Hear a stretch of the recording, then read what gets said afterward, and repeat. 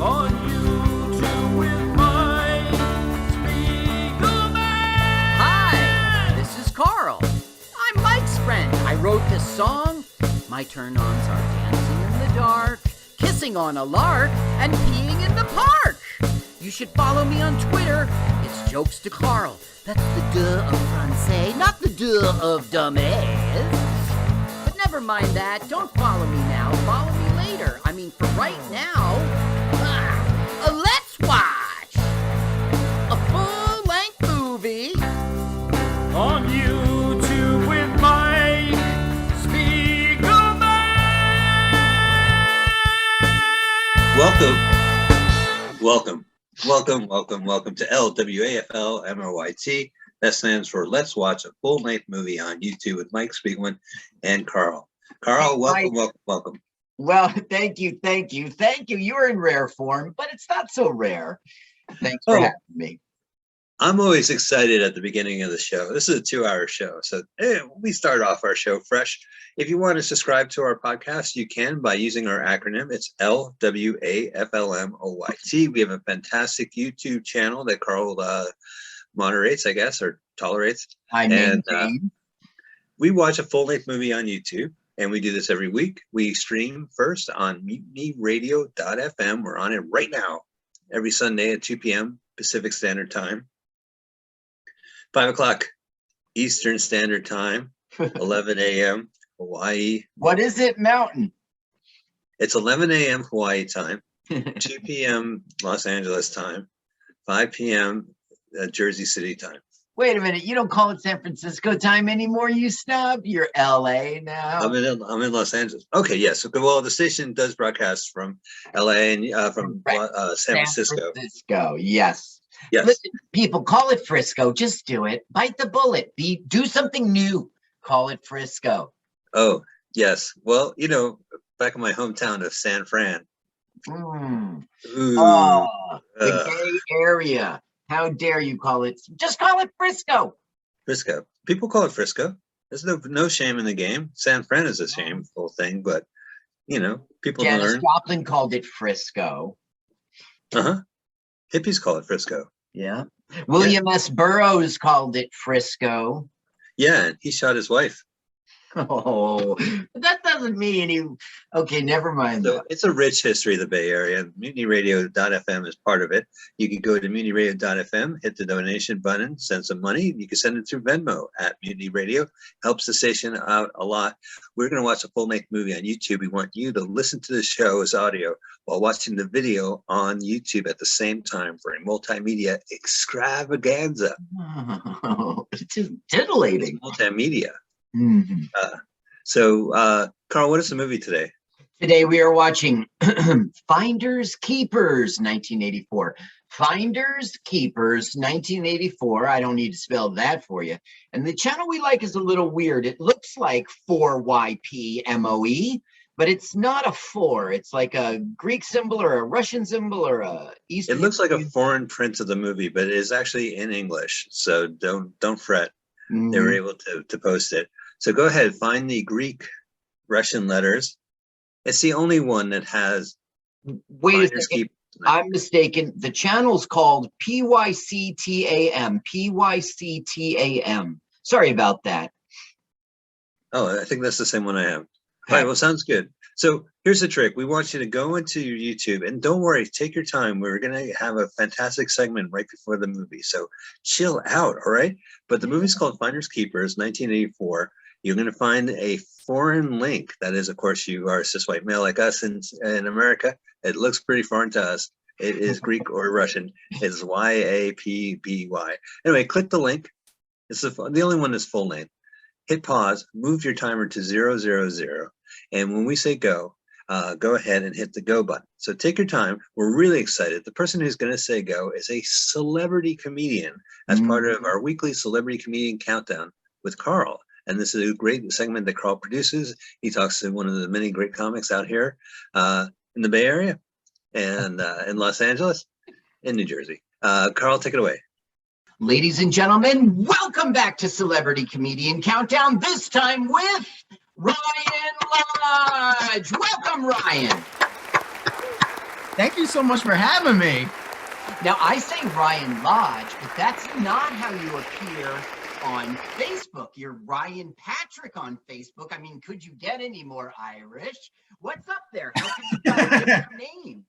I know you can't trust somebody with two first names, right?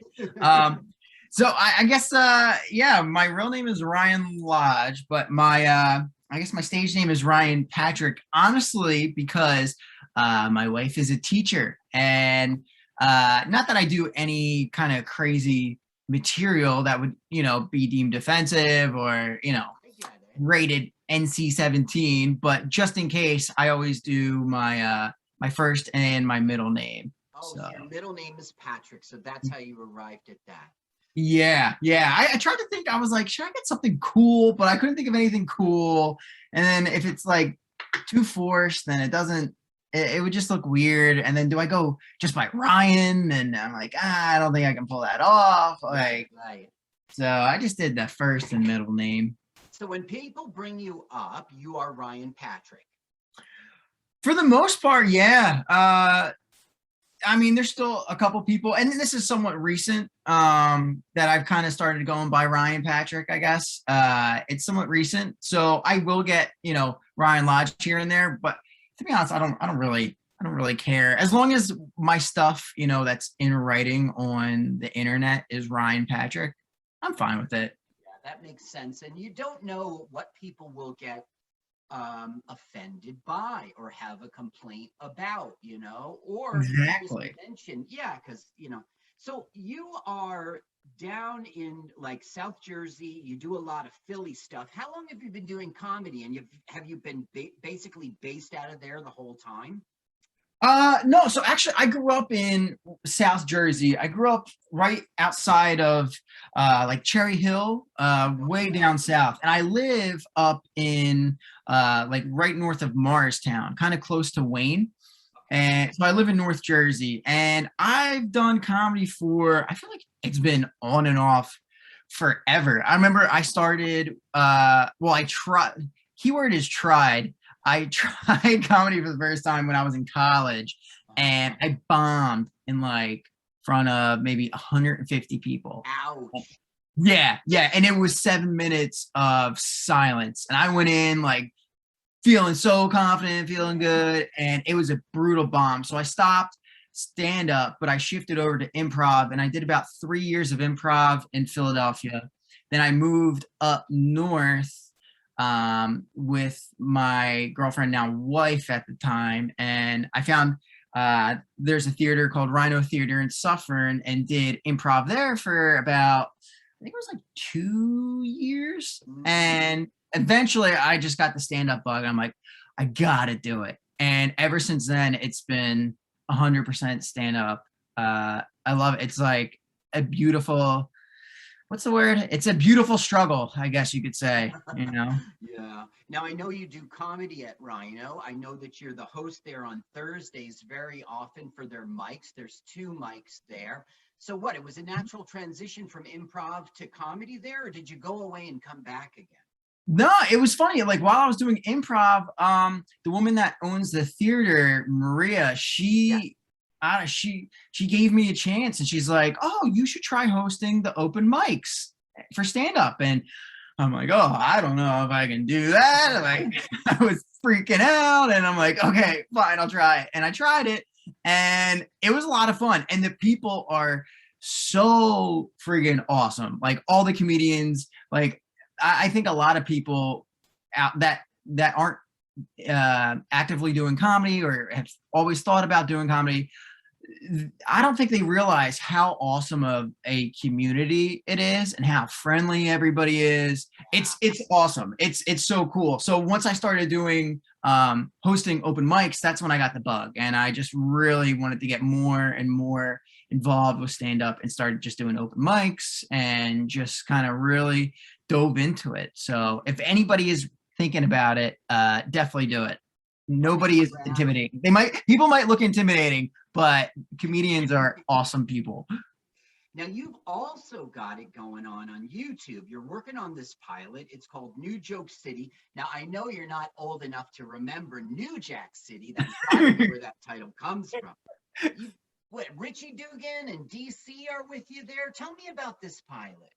Yeah, so it's called New Joke City, and what the idea behind it is, Richie Dugan ended up having this idea. He wanted to interview comics, and he also wanted to kind of show the contrasting of material on the street and in an actual club. So I got super lucky. They wanted me to host the show, and I said, of course. It was such a great idea. And this other guy, DC in the city, he's in video production, super professional, and he takes these ideas and makes them a reality. So Richie and DC, they work together, and for the past what is it, October, July, I'd say like 3-4 months, we've interviewed almost 10 comedians just in the streets of New York City, whether it was in the Bronx, Washington Square Park, Union Square Park.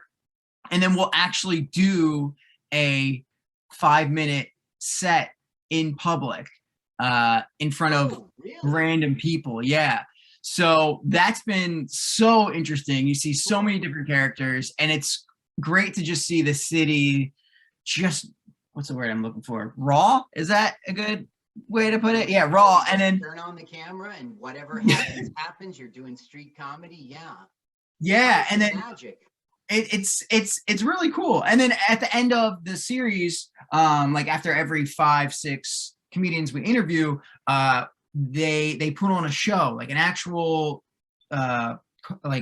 show with all those comedians featuring, and you get to see, I guess, the difference between that material working on the street, the same exact material working on stage in a club. And the difference is unbelievable. Yeah, I'm sure there's a contrast there. Now, DC is Dave Carey. Is he from DC? No, he's from Central Jersey. But yeah, we started working together during the pandemic, actually, through Zoom comedy. So yeah, crazy how it just kind of all worked out like that. Yeah, Zoom, it's a new world, and I don't think it's going away quick. I think it eventually will go away, but it'll be years now that we all know about it, you know? Yeah. Oh my gosh, yeah. Yeah. So listen, Ryan, how can people find you out there on the internet, on social media? What's your tags and on the Twittergrams and the Snapple chats? Oh man, well, let's see. I'm on Facebook and Instagram as Ryan Patrick. Ryan. I think on Instagram my name is Ryan Patrick Comic. Very original. And I'm not really on Twitter that much. I just feel like during the day, I don't know. Some people tweet all throughout the day. I kind of wish I had that time. Yeah. So I'm mainly just on Instagram and Facebook, and then YouTube. YouTube will have New Joke City come out. I think it's around November. We'll have everything out and about, and yeah, it'll be fun. So yeah, YouTube, Instagram, and Facebook. So this should be airing in November. So people go out there and look for New Joke City. I think this is the, if you want to be entertained, I mean, you know, with the street comedy and everything, I think this is the one to check out. So, yeah. Okay, now everyone at home is poised to watch this movie with us in the studio. We're all going to press play at the exact same time. So Ryan, why don't you take it away and give us that celebrity comedian countdown? Okay, ready? I've been practicing, so hopefully this is good. All right, ready? 3, 2, 1, go. That was awesome. That was a great celebrity comedian countdown, Carl. I thought so. That. Yeah. And we're going to start off with a unicorn. It's a CBS theatrical film, which I think Young Doctors in Love, directed by Gary Marshall, was the first one. And then they had a big drama hit, and then they had movies like this. Yeah, that's right. This was a serious movie. It was a Hollywood movie. It was a $7 million budget, and they made over $1 million. So it was a good flop. So it was a $7 million budget. Yeah. And they made back 1 point something. Yeah. Is it because their title credit looks like Close Encounters of the Third Kind, a TV show? that's just the 80s for you. No, maybe it's Michael O'Keefe, the one no one remembers from Caddyshack. That is right. He is the guy you know from Caddyshack, and he Oh, I got do that know nice him. Irish girl pregnant. Isn't he married to, or was married to a country star? Bonnie Raitt, of all people. I'll be Oh. right back. I just have to let the dogs in because unfortunately, Mutiny Radio Studio will not open the door for me. Hold on. I know, that's a terror. Well, we are setting up here in a mansion, a nice little airless movie. This is directed by Richard Lester, who of course made those delightful Beatle movies and those less delightful Superman sequels, but he has a very deft touch. The Knack's a good movie. I like that movie. Saw that. I like his Beatles movies. Help is funny. So this is kind of like a parading down Broadway movie, as the jokes will be parading down Broadway. Carl, don't you think the jokes will be Pamela Stevenson? And what we're seeing right now is a sort of break-in, but the truth is it's the daughter and a lover, and they know right where the safe is, and they know the codes, and they're going to take a bunch of money. As a matter of fact, it'll be $5 million, and that's $5 million in 1984 dollars. So, you know, it's free pretend money because it's a script any old way, so it's worth $0 real dollars. They're going to heist it right now. Look, she's got to hold the bag. She would make a lousy Deal or No Deal spokeswoman. The joke that happened here is she was like ready to, oh, my lover, and kiss him and have a passionate moment. And he's like, come on, open the safe. She's still trying to seduce him? Seduce is not the word. They're already together. She's trying to be romantic and he's just not interested. And you're right. This is Pamela Stevenson. Sorry, I had to hear what music was playing. There they go in their already rich person's car, but they're stealing $5 million. Ooh, is that Jim Carrey? No, Jim Carrey will show up though. But well, his name showed up. It's in the credits. Yeah, don't get excited for him. It's his second film ever, and he has it isn't a bit part, but it kind of is. You'll see. He does okay, but you don't know he's a talented person. He just does his job, which is his character is like a dummy. So he just acts like he's dumb. What was his first movie? His All in Good Taste, 1983 was his first movie. Now, you think that's one of those sketch comedy show movies? Yeah, that's the thing. I did not research Jim Carrey. We all know who he is and so much about him, so I didn't look it up. I don't know what kind of film it was or his history. You know, the elevator pitch, that's how they got the music. They were in the elevator and they heard the music and they said, perfect, opening credits. The only thing I looked up for Jim Carrey was what was he doing exactly at the second this film was made. What he was doing. Hey, there's Mr. Sandwich. This is Oakland. I guess this is the Greyhound or the... Okay, this is pretending to be Oakland, California, but the truth is it's Alberta, Canada. Interesting, because I've been to the train station in Oakland and I can't place it. Well, I was going to bring that up to you because we're going to see the train station and its sign and everything. And you're going to probably laugh because it's certainly not Oakland, California. Well, it's a famous station. It's where Jack London Square is, and they have a long street perpendicular to the pier, and there's a train tracks on that street and long. Gotcha. But there's an Amtrak nearby there. Like if you're in San Francisco and you're like, "Oh, I am cosmopolitan. I would like to take an Amtrak from San Francisco." You would go on a bus, and the bus would take you to Oakland. Mm-hmm. And from Oakland, that's the same with Greyhound. The Greyhound will take you to the start of the bus line in Oakland. No, I think it stops off there. But I've taken the Amtrak. The train, you had to go take a bus over there. But it's fun. It's a beautiful spot. So he's managing a roller derby crew. Yeah. Okay. So we're meeting Michael O'Keefe here. His name is Michael Rangeloff. And what he is like a sort of, he's not really a con man or something. He's just going from odd job to odd job, trying to scam people and do stuff. And currently, he's the coach of a rollerball team. You know, and he like Rollerball. roller No, derby. Rollerball. That game must have existed back in '84. Well, the movie was out. Everyone knew Movie was rollerball, out. right? Yeah, there was 2 movies. There was a remake. Yep, there was. Yeah. Yeah. So this is in between movies. Rollerball. I really enjoyed the first one. I thought it was really good, and it had Sonny from Godfather in it. Yeah, right. It had a lot of rollerballs. I don't like solar ball babies. Let's see. Oh, have you ever seen All the Marbles? Wasn't that no? It was a wrestling movie with Peter Falk. No, I didn't. Do you recommend it for my DVD? No, Drew Barrymore is in a good movie called Whip It.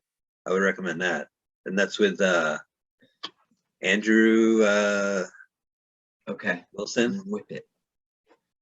Drew. Andrew Wilson from Church Ball is in Whip It, and it's about Drew Barrymore joining a roller disco derby. Okay, team. I'll check it out. And if you see, look at that, comedic, entering Oakland. So is this really Oakland? No, it's Alberta, Canada. Look at that tower there. You ever see that in Oakland? No, I never seen that pointy tower. Never seen a house like that. Okay, here is like, now it's a crime scene. And so the cops will be there and the FBI will come in. Look, I got to try to get this dog in again. I'm sorry. There we go. Somehow this is not California. No, this is North Carolina, right? Didn't they announce where the house was? Oh, look at this, the same actor who's playing the. He's late for Felix and Oscar's poker game.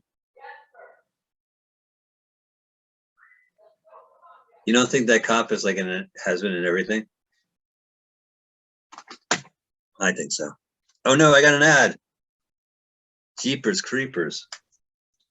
No, I didn't get an ad. It's just the same movie. It just switched. We're at a church. Maybe it's an ad for Jesus Christ. Hey, Okay, movie I'm starting patrons. it back. They're both inside now. My wife's in Florida. My kid is sleeping. Everything's cool. Oh, you got the dogs in? You did, right? Dogs are in. Let the dogs in. And then your kids are quote unquote sleeping, and your wife is quote unquote at a business meeting. No, she's in Florida because there was a passing, and 2 of the kids are at college. It's just the one boy upstairs sleeping. And stop making me a quote unquote guy. Oh, hey, look, it's Jim Carrey. So he's on the run from the rollerball team. Meanwhile, they're investigating that robbery. Okay, and these 2 things will come together and marry each other on a train. Okay, that makes no sense. So an Oakland roller derby embezzler and con men stealing money from their. Okay, they're going to meet on a train. I got you. Why don't you say that sooner? Yeah. Well, I was letting the movie do the talking. You know, this is Ayn Rand's least favorite train movie, followed by Atlas Shrugged, part 1, 2, and 3.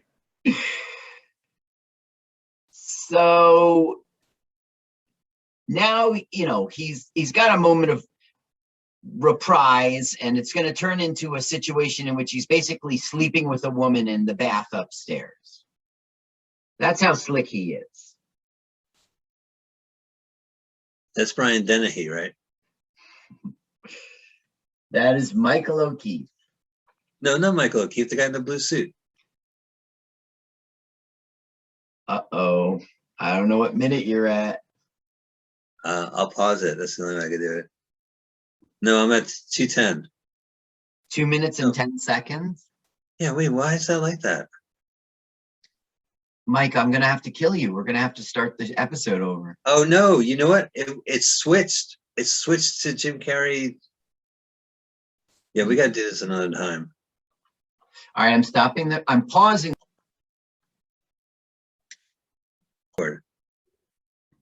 Oh, right. Okay. 3, 2, 1, go. Okay, we are back and in sync at 10:36. Yep. Oh, is this Move Over Knives Out? Right? Didn't Knives Out try to be as funny as this movie?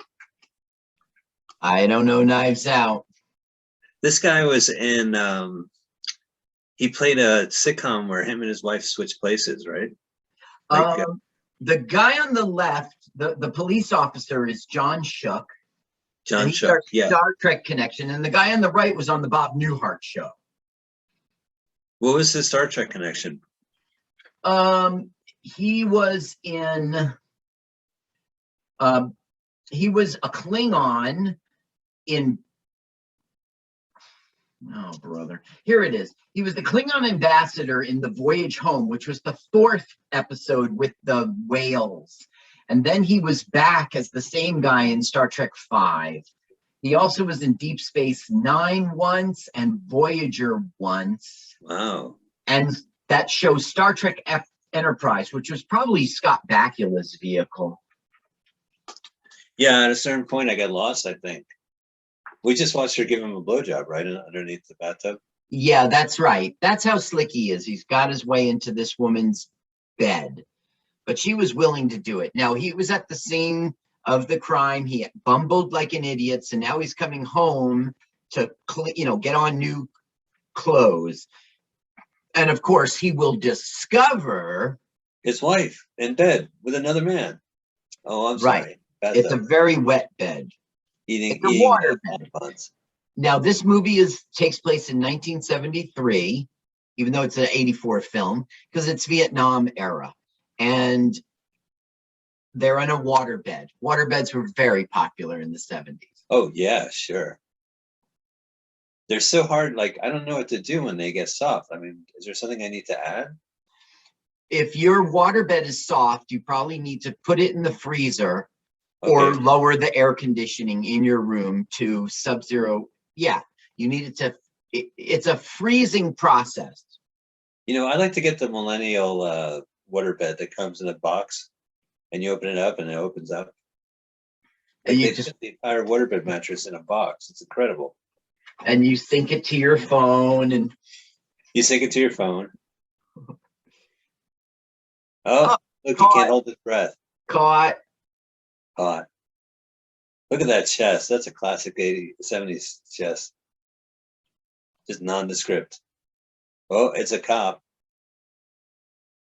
They're doing this dumb ploy that he's the plumber's son. And okay, I think it's all fixed. There's spider webs in this bathroom? Really? Yeah. Look, like behind them. Oh, those are spider plants. Well, it's so funny. It's a gun up his butt. We've all been there, am I right? Oh my God, that's the least favorite part of these hot tubs. Hot bath. Hello. Oh, look at that Yakuza tattoo on the back of his on his back. Giant dragon. Kwai Chow Chang. Really holding up that police car. He was a Shaolin.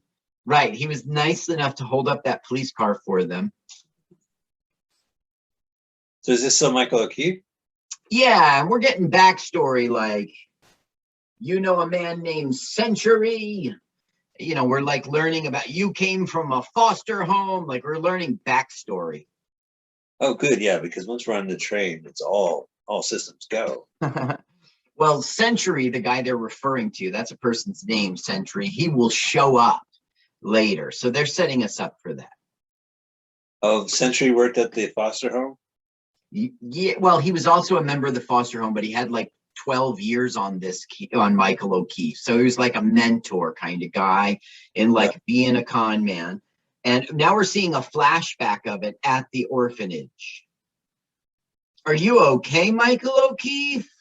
Let me pick you up. And I might happen to be Louis Gossett Jr. Great. Wow.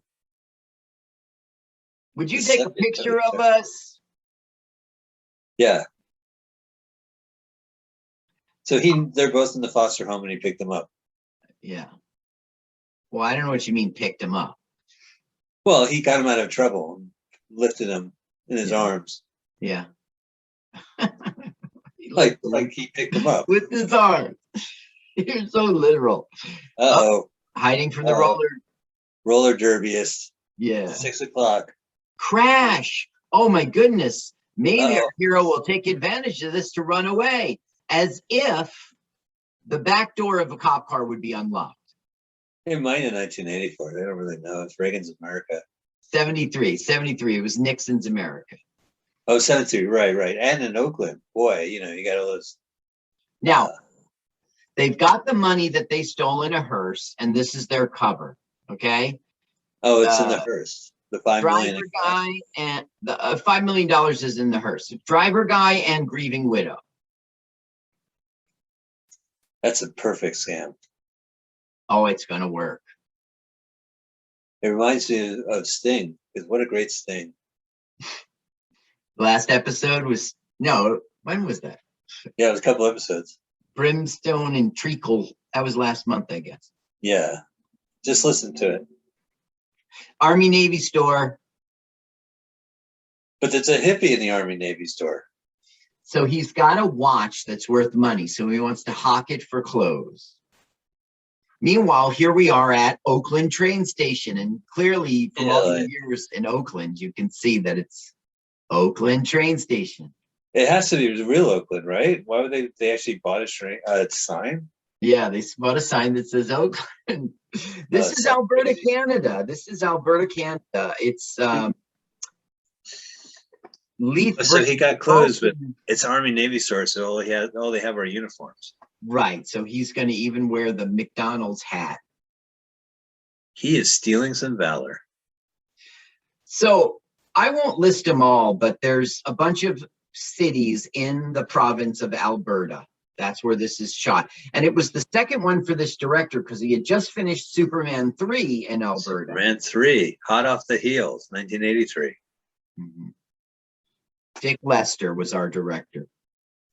Lois, this food is delicious. Clark, you're eating dog food. Yeah, there it is, Oakland. It says Oakland. So it must be true. Is it Amtrak or is it like I can't see with the pixels. It's called AmRail. So they don't even have right, because there's not a monopoly. There's the Hare Krishnas on the train station. Yes, that's right. And he's trying to sell him a book about George Harrison. It'll change your life. Interesting. Is there a callback? They introduced the novel of George Harrison in the first act. No. Now he's a pretend military guy, and he just walked into Oakland with her. There's a lot of military guys. Look, they're even playing dice. There was part of Oakland. There was a naval base, right, or army base. I was down there and saw the theater there. It was beautiful. Like the Presidio, the military was there until the 80s, basically. Uh-huh. Maybe Mark Harmon's movie, The Presidio, and then MPs are coming. Everybody clear out of here. Look at this comedy, just parades down Broad Street. Now remember, he's a civilian in a right, stolen valor. Now look, you see the flag? He left it. But he didn't leave it. It's not his. It's those other guys who ran away. So the MPs are like, "This your flag?" And he goes, "Yeah." So he goes and gets it, and the MPs think that something's wrong. Something's wrong. So they want to follow him to check him out. Right. Well, maybe it's because he's wearing a McDonald's uniform hat given to him from the Army Navy hippie. The Army Navy hippie gave him a uniform. So he quickly sees a coffin. So he says to the guy, "Stop!" And he goes, "There's $5 in it for you if you stop." So the guy stops. And he drapes the flag he coincidentally found in the bathroom on the coffin. And they're like, "Oh, this guy's escorting a, fallen hero." He gets away. This is actually funny because he doesn't know military. So he's going, when he's doing the salutes and stuff. That's it. But why is Dennis Weaver and what's her name not just going up to the guy and be like, "Give me my coffin"? Because there's $5 million in it, and they got a scam going on. Everything's got to be quiet. You can't go and make a big scene. "This is my coffin." Telephones. Bay Area hotels. You sure this is not Oakland? You It tell says- me you live It there. says Bay Area hotels. They're not. Doesn't look like Canadian phone booths. Pre-pandemic, you could use a phone, payphone. Now, the guy on the left, you don't recognize him because he's usually bald in movies, but he doesn't do a good job in this movie. But he's been in a million things. Right. Let's see, more than 200 films and TV episodes, career of 40 years. I can't say one thing in here you'd go, oh, that guy, because he's always the thug, the character actor. Like, okay, he was in The Longest Yard, but I'm sure he was just one of the football dudes. He was in The French Connection too. I'm sure he was one of the cops or one of the mobsters, you know? Right. He was in Wagons East. Amrail. Right. Now, the Silver Streak in 1976, Right. which was before this, was called Am Road. And the internet thinks they were trying to not, you know. Well, they can't say, it's strange. I'm pretty sure it was the only train company in town in the 80s, They still had a monopoly. What? Amway? Not yeah, the rails. Amway. Yeah. Yeah. I can listen, it's not a pyramid scheme. That's yesteryear. Amway is No, not Amway. Amtrak. American Amtrak. Yeah. It's short for American Tractor. Oh. Tractor.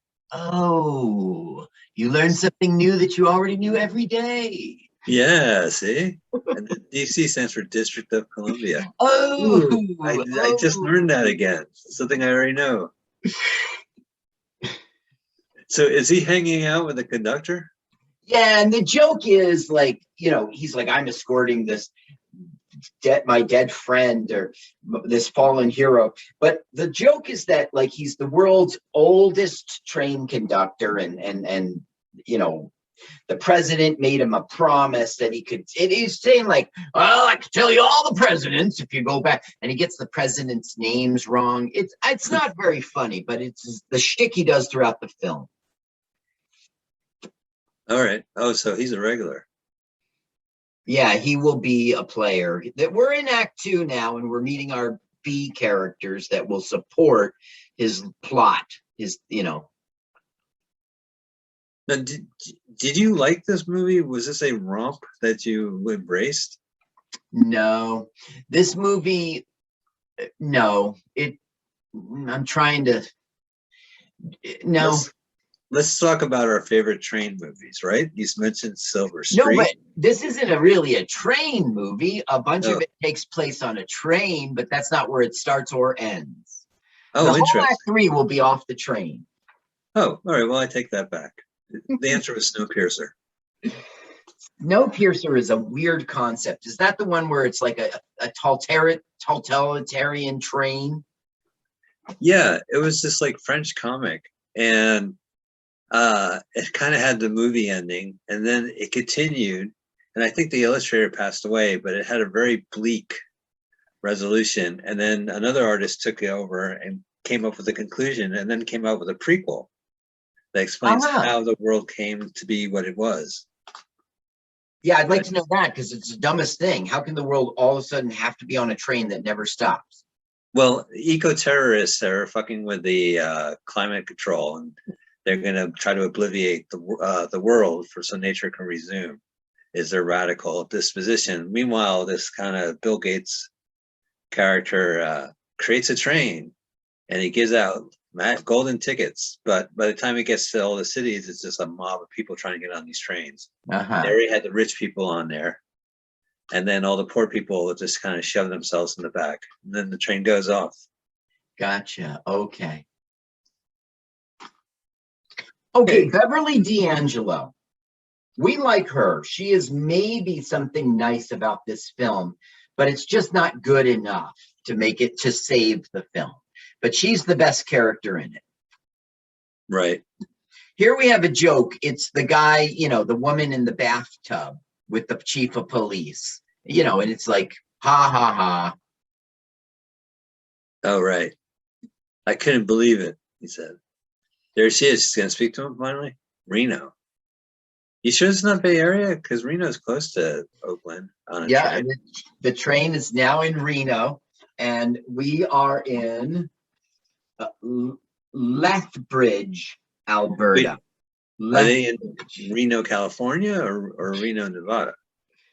Reno, California, most likely. I don't know the answer. It doesn't really matter. They're on a train trip. I'm thinking of Lake Tahoe that shares 2 states.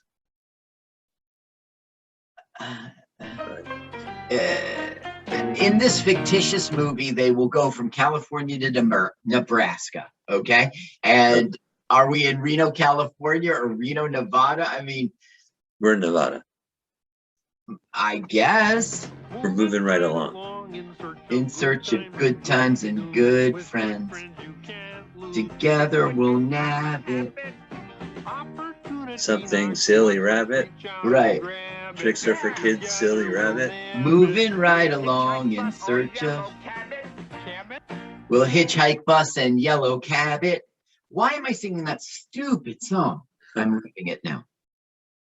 Okay, now, as you know, the coffin got away from the widow and the chauffeur, okay? Our bad guys. So he's saying, like, if you get on this train, you're a dead man to him, you know? And okay, he goes, look, that's the FBI. I got you a private plane in Reno. You've got to, meet me in Ogden, Utah. Gotcha. And she's like, still like, come on, darling. That shtick will go away, but that's currently their shtick. She wants to be romantic and he's all business. Right. Get on that train. No. Okay, Yeah, there now we go. Beverly D'Angelo and Michael O'Keefe meet, and they will be together for the rest of the film. What a Now, gentleman. She is saying faggot and retard over and over and over. Really? Yes. Well, I was wondering why this movie was rated G. Why don't you go ahead and put up the sound? Just so you can stop the sound as soon as we hear a faggot or a retard. Shouldn't it be you? Oh, sit. Sit, doggy. I think you made that part up just so you can say those words. Oh, really? You turn the sound off? Turn it up till she says faggot. Ooh. Why are you staring at us then? Everyone's staring at us. All right, it's up. You want to stare? You want to stare at me? You want to stare at me? Look at her go. I'll give you something to stare She's at. drunk. She's not. She's just a kook. But the only refreshing thing about this movie is that she's a free spirit. you turn the sound off again. Well, she hasn't said anything. All right, I'll put it back. Of course, so then you try to find one for me. What kind of a retard do you think I am? Oh, she said it. She said retard. You can turn it off. Just a cigarette? All right, let's see if she says the F word. I'll smoke. F-bomb. Well, the next time she'll say it is when she learns about the coffin in the back. Let's calm down. I think she's gargling. Yeah. They're showing us she's outrageous. She's a crazy woman. She's outrageous. She's like Barbara Streisand in What's Up, Doc? Where she's like, hey, Ryan O'Neal, what's up, Doc? Right. Now we'll learn that she's going through a divorce, and we'll learn that she's a Hollywood actress. And earlier this year, she was on an episode of Mod Squad. Wow. Oh, so it's the Hollywood. Now she's learning about the coffin in the back. And she's like, you idiot, you did that on purpose to make me feel like a jerk. Oh, he revealed that it's actually just a way to get on the train. She's like, he's like, my buddy's in the back. And she goes, is he a faggot too? And he goes, no, he's dead. He's in a coffin. I'm transporting him home for, and she goes, "You did that to make me feel bad." Look, she's reading the cliff notes to the script. Right, because Oh, she's that's not going to Romeo. read the whole thing. Act 3, Scene 1. Party. Oh, these guys can't take it. Yep, that's right. She's so Yes. obnoxious. Oh, that's pretty convenient. Have you ridden the train since the pandemic? No, I guess not. It's interesting. I went to the movies. That's Yeah. brave. I saw No Time to Die. Yeah, you have no time to die. Listen, it's a 90% survival rate. It is the flu. Okay, people who get it say like, I felt a little achy. I mean, you sure you could die, but you're probably not gonna, Mike. So Achoo! it's a 3-hour movie, and I had to pee. So I'm in peeing. I got my mask on, and I look, and the guy down the aisle is like his mask is off, and then I go wash my hands, and there's a guy brushing his teeth. You were fucking in germ hell, right? Brushing his teeth at the multiplex. Remember the guy walked past you and coughed or sneezed or something, and you were on. Yeah, that was a rough death day. watch That was a bad day. That ruined my week. The next 2 weeks, I was worried about that. Yeah. It was 3 people, unmasked, walking side by side, taking up the entire dirt path. And then when I walked around them, the guy started to cough. That was a close one. You know, that was like during the beginning of the pandemic. I was wearing like cloth handkerchiefs, Mm-hmm. you know, like bandanas and shit. Before you learned about the whatever, Yes. I forget the no. I would, if it was weeks ago, I would be able to tell you the name of the mask. Okay, now she's like, you weren't lying, you were telling the truth, and she's going to sort of cry or whatever, and then it's going to Right. turn into consoling, and then that's going to turn into romance.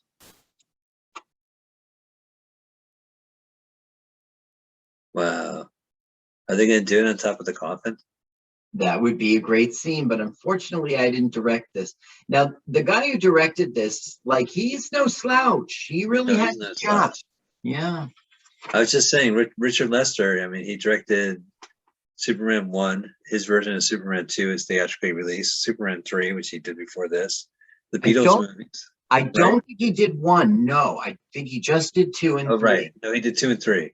Right. No, but And then- what made him big was England. Even though he's an American, he got his chops in England. But and it was still okay. Like, okay, in 1950, he was like a stagehand. Then he became the floor manager, and then the assistant director, and then the director.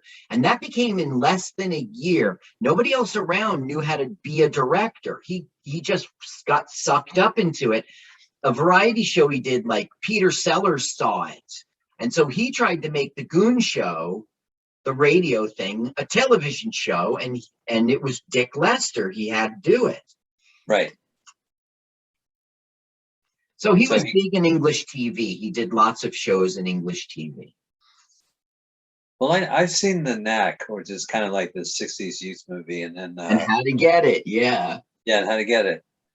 And, you know, A Hard Day's Night and Help were 2 great movies.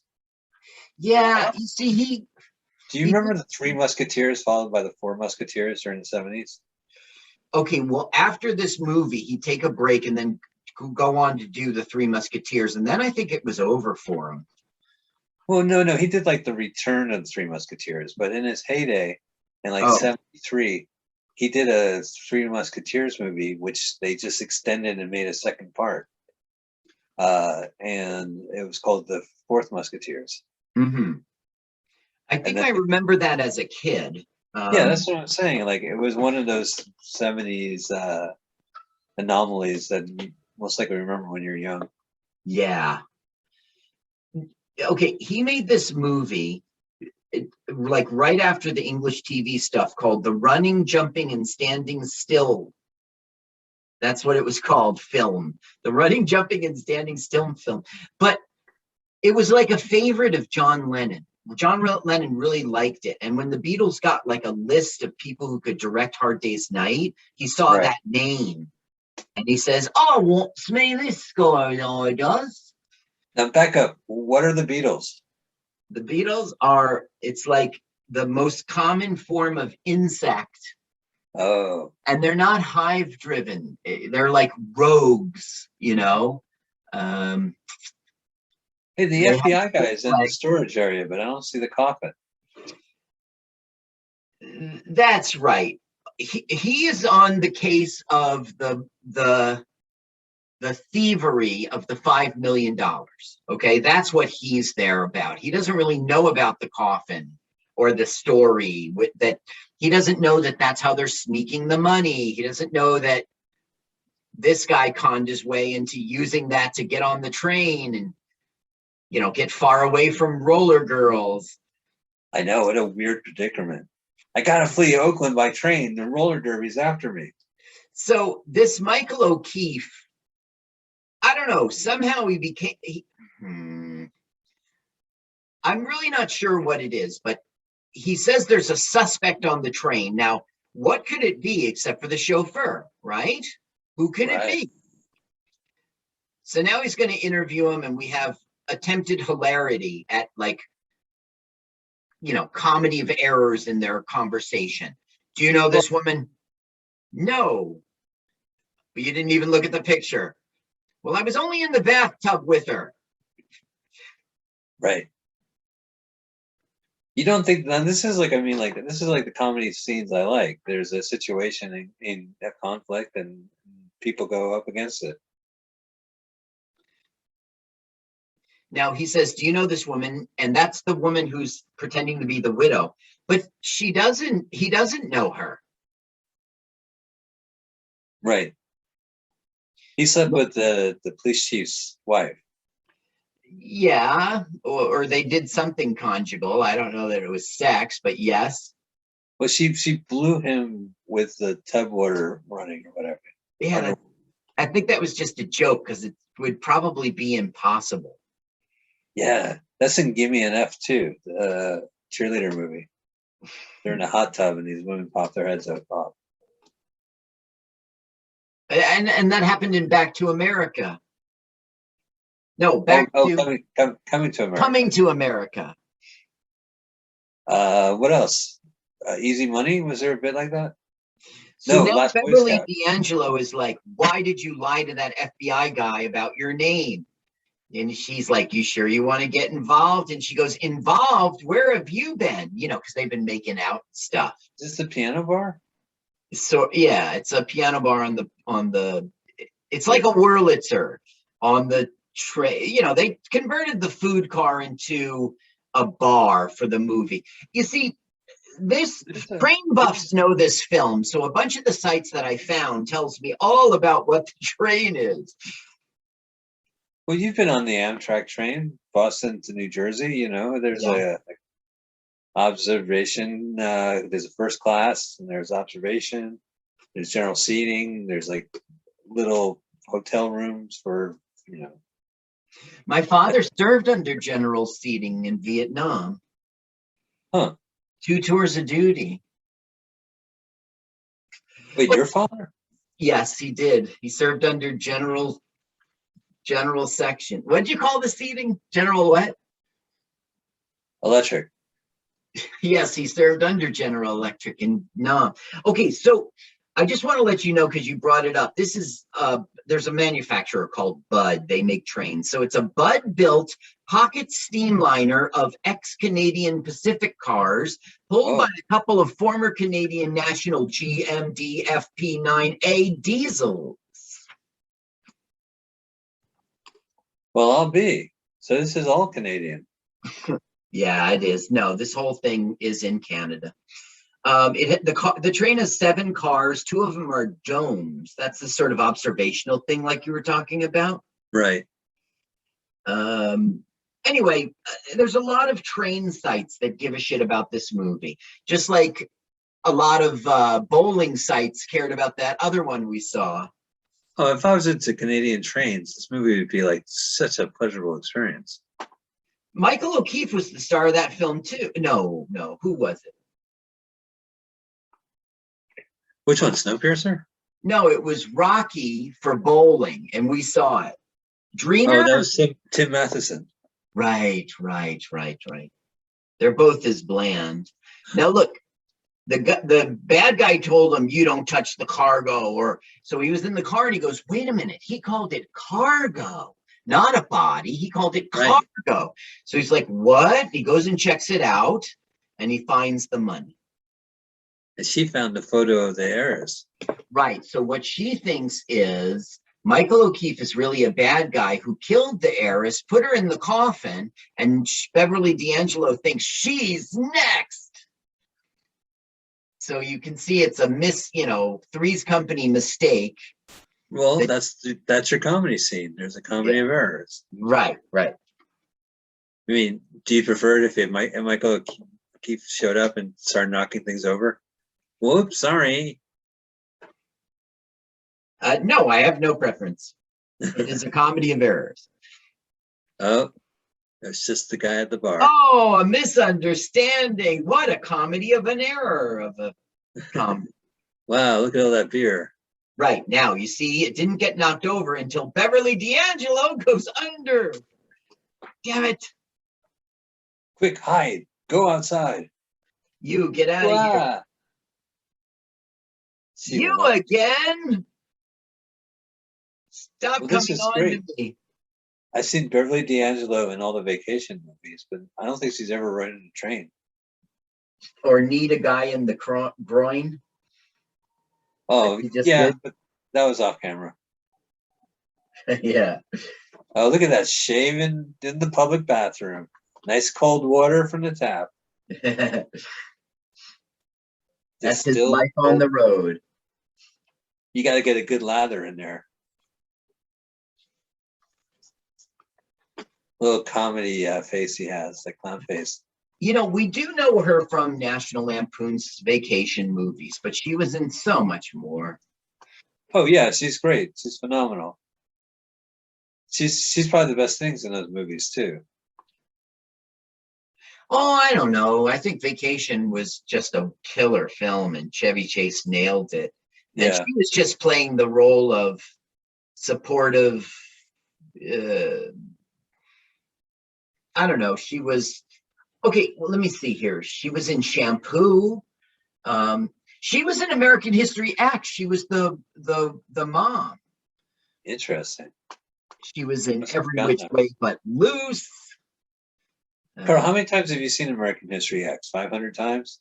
No, one time. That's the one with Edward Norton. Yeah, and he hurt that poor man's jaw. He went to jail for it. That was justice. No, I remember the scene in which the blind date or the date was Jewish, and he really got up in his grill, made him uncomfortable. I remember the clique he was in, then he was separated from it and he had to come back to it. Why did you say I would see it 500 times?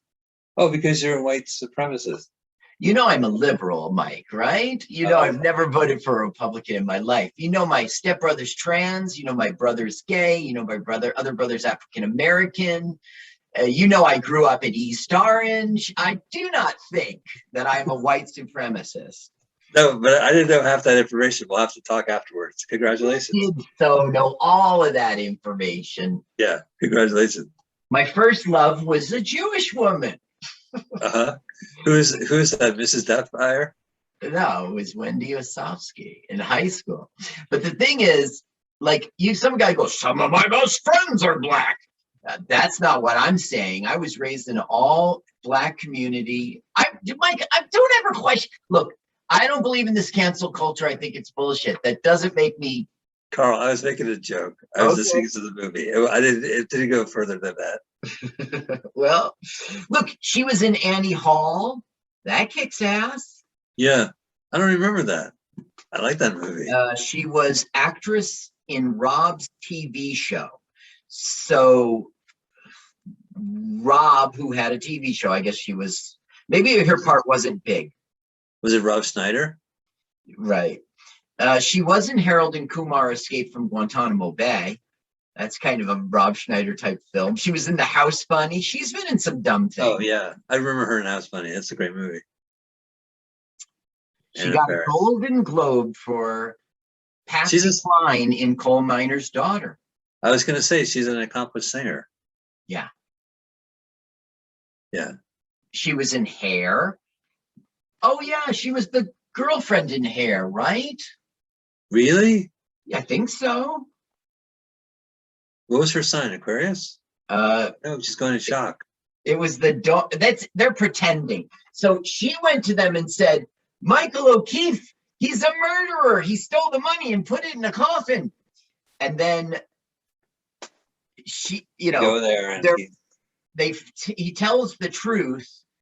She sees the widow outside of the train. So obviously she didn't kill and put her in a coffin if she's alive. You see? Right. So therefore, how are we going to undo what I told the FBI? We'll pretend you're a crazy person who has fits. And that's what they're doing. And it'll work. So he's pretending he's in the military and she's pretending that she has a mental problem. Right. They deserve each other, Carl. Yeah.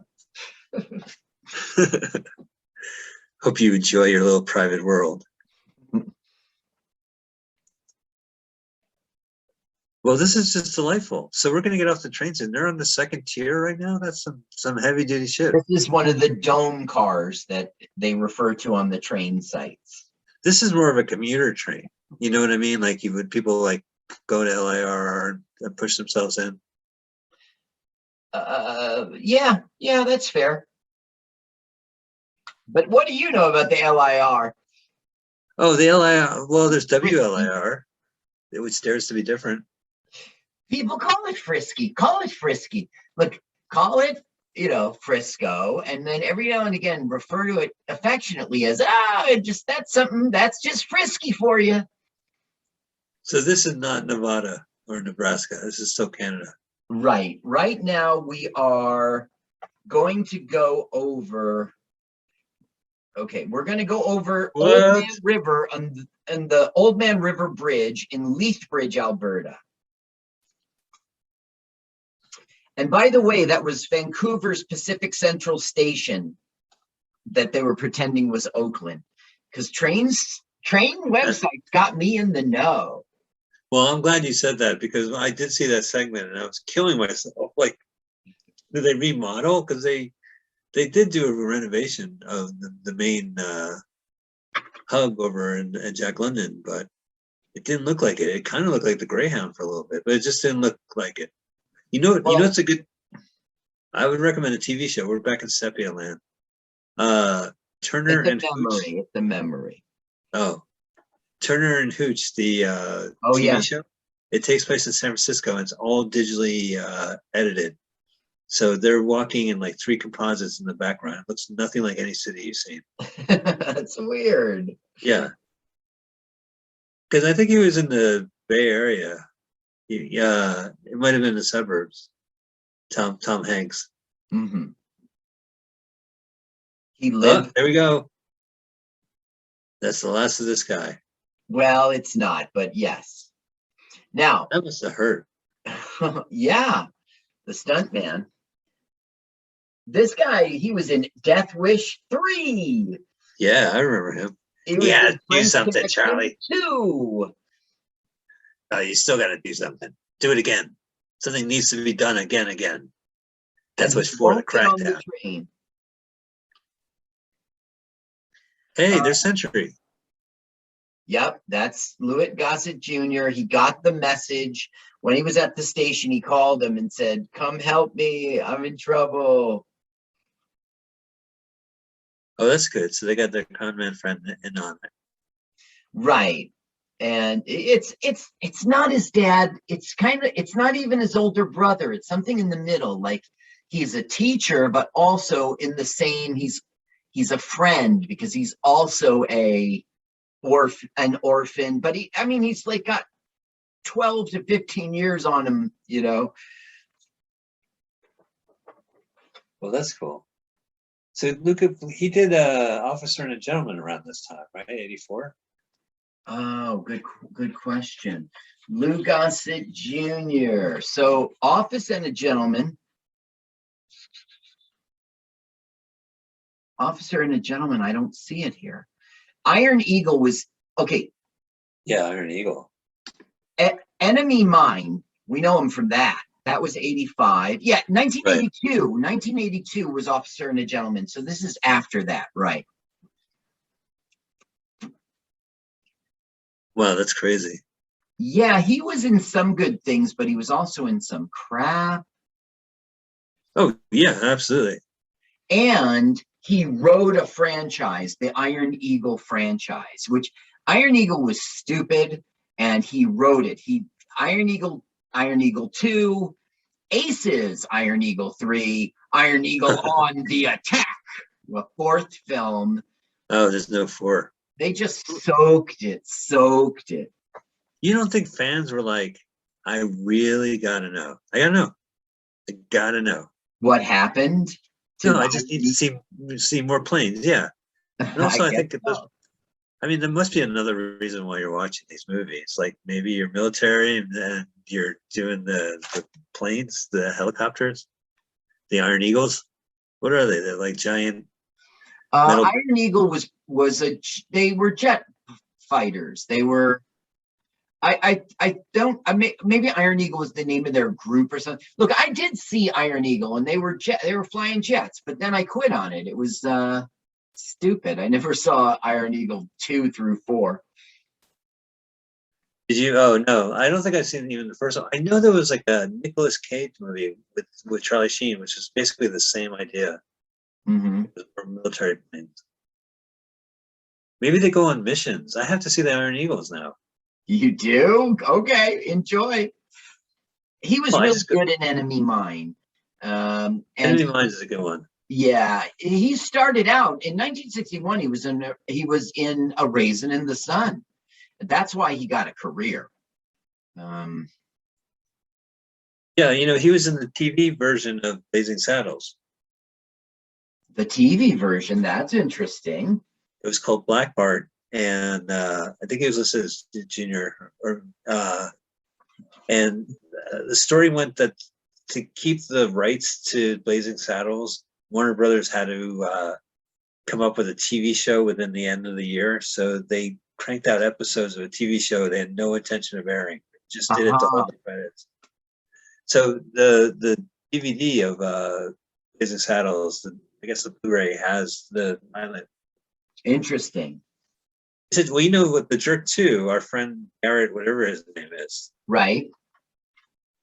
He is in it. Wait, our friend Garrett? Yeah, our friend Garrett from the Jerk 2 and Fridays. Oh, that guy, the star of Jerk 2. Right. He's in right. Okay, gotcha. He's in the TV pilot of well, that's interesting. It's interesting. I mean, why would you make a Blazing Saddles TV show? They had to by contract. Yeah, so they said the rights go back to Mel Brooks unless the studio makes a TV show by the end of the year. Oh, so Mel Brooks, yeah, he was trying to just okay, interesting. And then they screwed him over. They said, "Here's your TV show. Enjoy." Right. But I don't know if they screwed him over. I don't think he ever used the rights. Yeah, he probably has the rights. Maybe. I don't know. That's a good question. But he has the rights to Young Frankenstein, which was a Broadway play, and then the producers. And now what we're having is goodbye. Okay, the train is stopped at her stop, and she's getting in the taxi to go off to this rehabilitation center because she's having a mental breakdown because of her divorce. But we'll get surprised when she doesn't get the taxi. Actually does leave, but she goes back to the train, and she's back with Century and Michael O'Keefe again. Now we have dogs in this. Yeah, they've got like a bank. They're, it's like a Brinks truck has brought a bunch of money and it's going to be transported. So they have Doberman pinchers. Interesting. Is Yeah, it? Yes. all it's going to lead to is they need to get to the coffin and they can't because bark, bark, bark. And then it'll go away. I don't know. It's like, we need something here. And so they went back a couple pages and wrote in, okay, make a delivery of a Brinks truck. Okay. And then have Dobermans. Okay, good. And that'll stop them from. That's so funny. They needed a plot point. Yeah.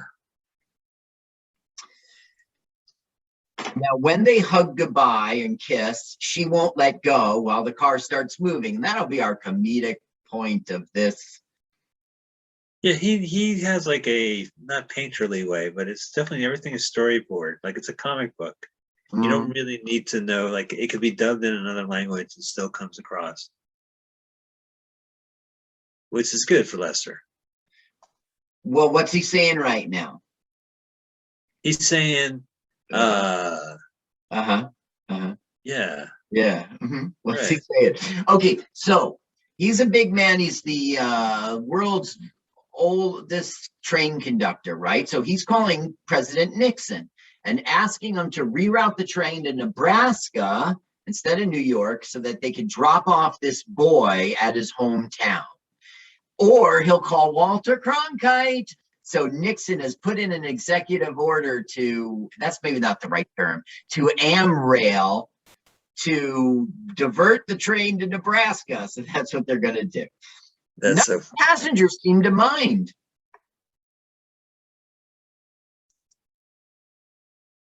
That's really funny. So now they're catching up on old times kind of thing.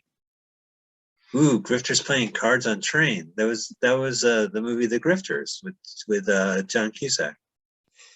They're sort of playing with each other for fun. They are not doing card grifting. And what they'll do is he'll tell him that it's about $1 million, and then Lou Gossett Jr. will it's $5 million. Don't you read the news? And he's on top of his research.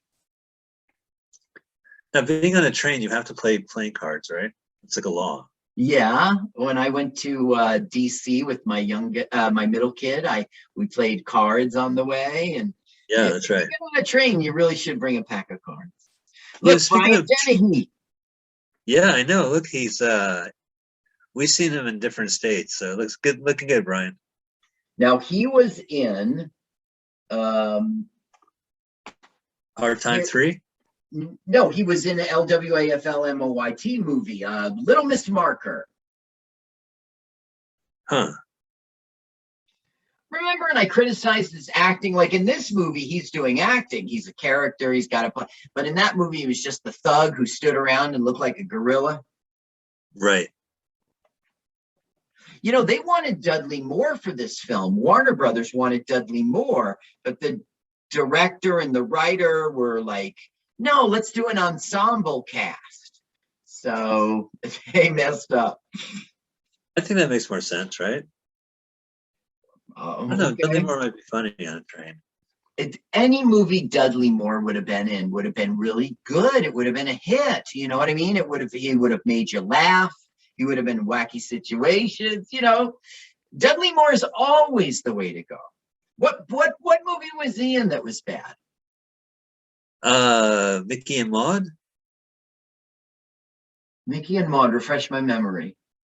That was a Blake Edwards movie with him and Richard Mulligan. Maybe I didn't see it. My memories of Dudley Moore movies are always spot on. Bedazzled's great. Yeah, Bedazzled was great. And 10 is funny. 10 is really good. Yeah, 10 is funny. What was that Goldie Hawn Chevy Chase movie? Seems Like Old Times. Right, in which they were divorced and then got married. There's a murder mystery. Like they get involved in a killing at a movie theater in San Francisco. What was it called?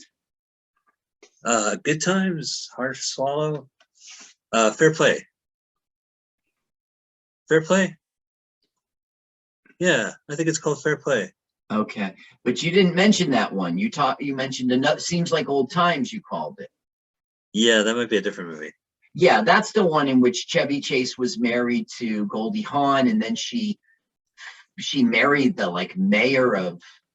Remember, it had all the dogs and. Okay, never mind. What was that Goldie Hawn movie where there was 3 on a wire?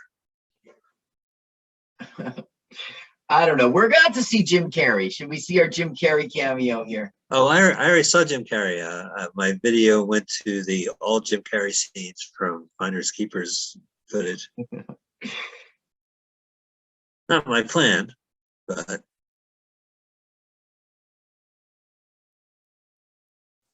Okay, so there's Jim Carrey. Now, yay. Jim Second Carrey has drafted the Dodge. Okay, Jim Carrey is the nephew of the mayor, Brian Dennehy. And he just got word that they're bringing Jim Carrey's body, who died in Vietnam, to his hometown in Nebraska. Now, of course, this is all like the crazy plot of Michael O'Keefe and Century, you know, with the false name and everything. But Brian Dennehy doesn't know that. So he's like, what is going on? How can you be dead in Vietnam? So their plan is, let him bring the body here. We'll just bury it in the ground, and no one will ever find out that I harbored a draft dodger. Ooh, that is topical. Now, look, see, Jim Carrey just plays, I'm a dummy throughout the whole thing. That's all his character does. And he doesn't do anything. They didn't know what they had. He doesn't do anything like super physical or, you know, like snap his finger in the propeller and then make a ouch face. You know, they didn't use any Jim Carrey outrageous Jerry Lewis stuff. Right. Now, at the time, Jim Carrey was trying to get on The Tonight Show. He had moved to LA. He was performing at, it's not in front of me, that one with Pauly Shore's mom. And he was short, the Comedy Store. The Comedy Store. And he was just trying to make his way onto The Tonight Show. Now, during this thing, he also got this part. He went off to do it, but Johnny liked him, but didn't pull him to the couch, and it like broke his heart. I know, it's such crazy Kissing politics. on a lark and peeing in the park. So anyway, that's what was going on in Jim Carrey's life. This was just something he did because he got a gig. Sure, I'm in a movie, I'm a comedian. He's not really a famous person yet. He wasn't on In Living Color. I mean, for right now, Right. let's watch. Well, he did Twice Bitten, and then The Duck Factory, which is a TV show. On you Yeah. to with And, my I guess The Ritz Girls Are Easy, where him and Damon Wayans have. Yeah, I forget what year that was. This probably has to be like late '80s, early '90s. Yeah, probably late 80s. And he was doing a bunch of Jim Carrey stuff in that. But, you know, it was after In Living Color really hit that he got a movie, and that was the Ace Ventura, and then it went on to The Mask. You know, then he just skyrocketed. Which is amazing because, yeah. All right, so it's a Dennehy. Yeah, what's going on here is he goes, you know, like, words cannot express we're sorry. He goes, so there won't be any. Put him. You know, it's like he's obviously trying to rush the coffin to the ground. But they're making a big deal out of it because he's the mayor and it's his nephew and you must be grieving, and they put up banners and they have a band.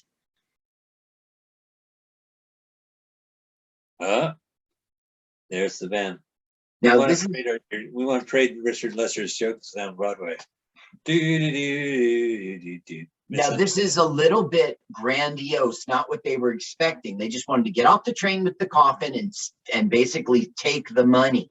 Because you can't steal what's already been stolen, you see. So this is like a Preston Surge comedy where there's a misunderstanding on a train. Right. So, Yeah. well, never mind the train part of it. So what has to happen right now? The train's leaving now. There will be no more train for the film. What? So, that's right. Of course, they're at their destination.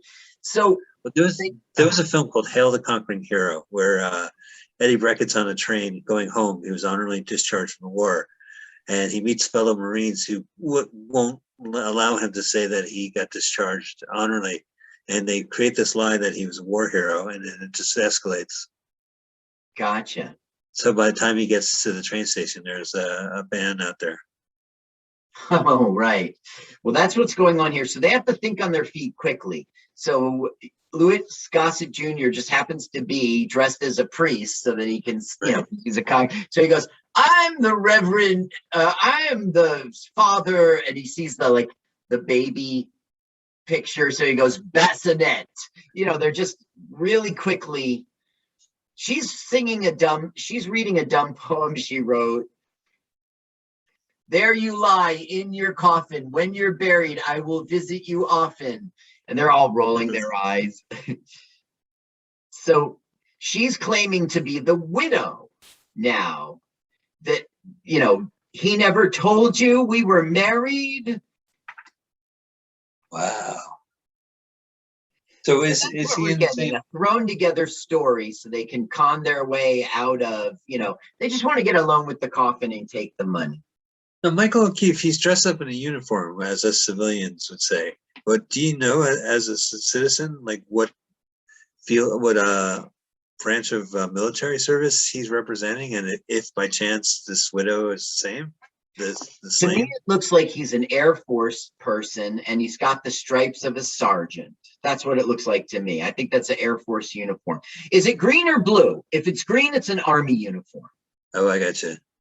Might be blue. It's kind of washed out, and I get a blue vibe off of that. So that's why I was thinking it was Air Force. Right, because you go in the sky, which is blue.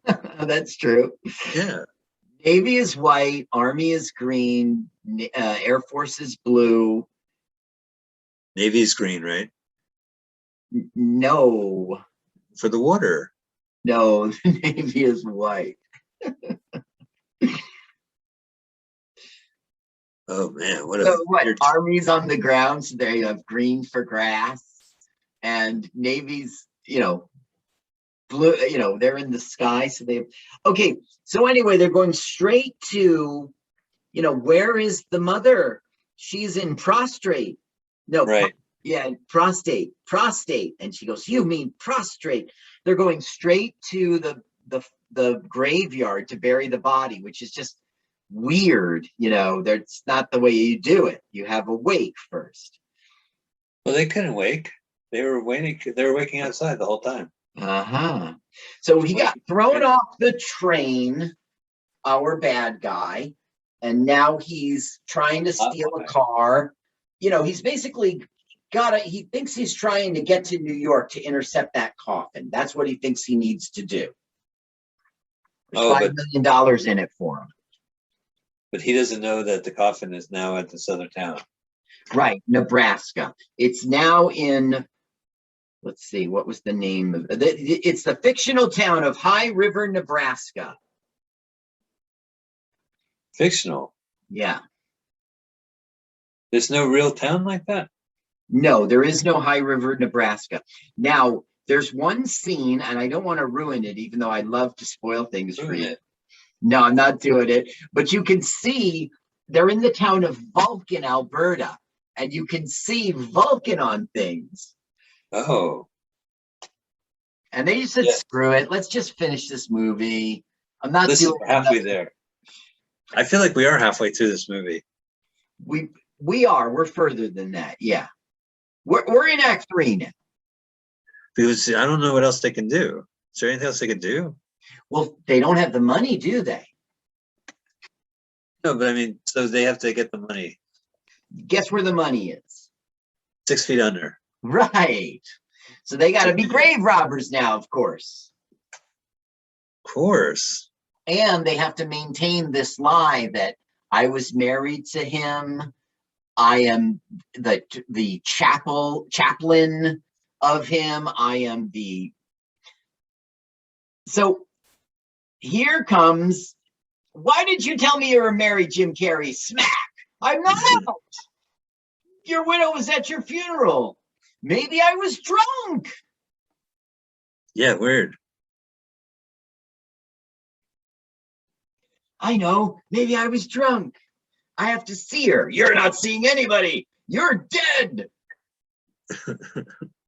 So what they're going to do is, I don't know, put them on a train or something. Like you're going to Canada, which they wouldn't be far, right? Right. On our show, we've seen it so many times. It's cheaper to film in Canada and pretend it's the US. We saw that for that National Lampoon movie. Yeah, sure. Well, they do that a lot, but this movie is like so Americana, right? I mean, it's about the war, and it's about veterans returning and not returning, and there's a Americana train, and they're in the middle of Nebraska. It just seems like this is all Canada. It's all Canada. It cheated me. Yeah. Yeah, it was driving me back crazy. I could not think of the Oakland Amtrak like that, Amrail like that. This isn't even Oakland. This isn't even a real company.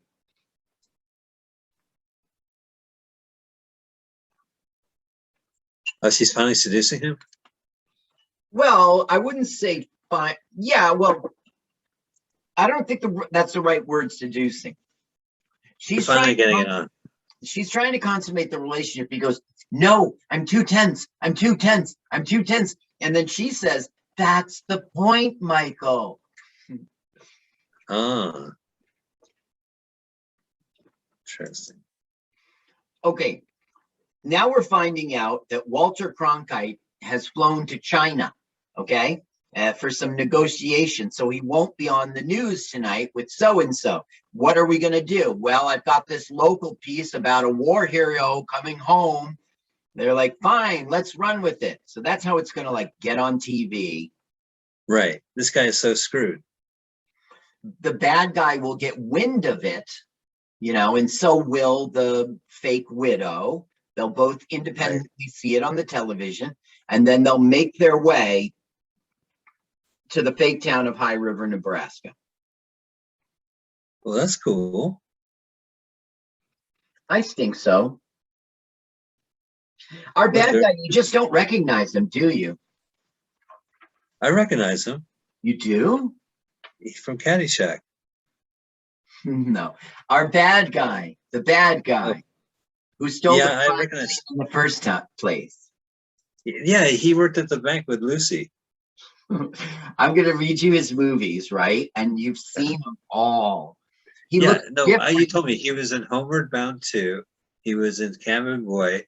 He was in Sudden Impact. He was in Poseidon Adventure, Above Ground Adventure.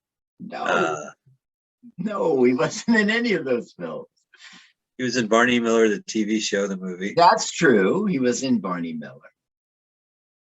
Are you reading off of IMDb or something?